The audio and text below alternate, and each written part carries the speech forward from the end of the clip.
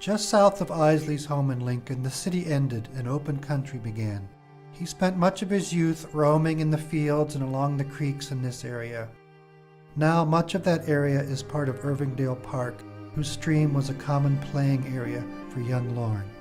Just south of the park, across Van Dorn Street, lies a pond, now part of a golf course, that was the scene of one of Isley's most harrowing memories, as he describes it in All the Strange Hours. The countryside was open in those days. On one visit to Lincoln several years ago, I thought it might be good to tramp out to that old pond where so many generations of boys had swum, waded, or collected. Forbidding fences warned me away. It was now part of a country club. I speak no ill. If a country club had not acquired the ponds and landscaped the greens, all would have been filled in by suburban developments in any case. But this was all wild once, and the feeling that is left is somehow lost and bittersweet. The pond is there. It is not the same pond. It is reserved. It has been tamed for rich men to play beside.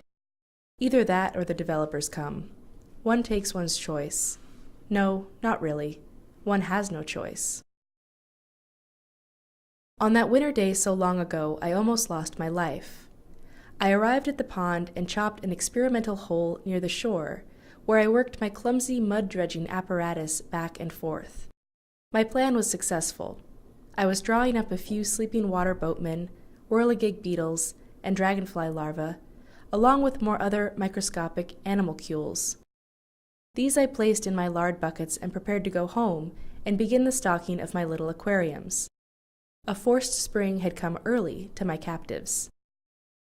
There were skates on a strap hanging around my neck, and before leaving I thought I would take one quick run over the pond. It was a very cold day, the ice firm. I had no reason to anticipate disaster. I made 2 swift passages out over what I knew to be the deepest water. On the second pass, as I stepped up speed, there was a sudden, instantaneous splintering of ice. The leg to which I had just applied skating pressure went hip-deep into the water. I came down upon my face. I lay there a moment half-stunned. No one was with me. What if the rest of the ice broke? Even if one held onto the edge, one would freeze very quickly.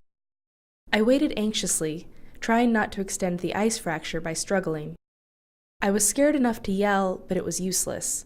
No one but a boy infused with the momentary idea of becoming a creator would be out on a day like this.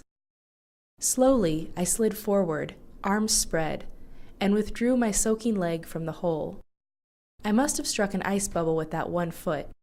The freezing weather fortunately permitted no general collapse of the ice. In one sweating moment I was safe, but I had to jog all the way home with my closed buckets. After such an event, there was no one's arms in which to fall at home.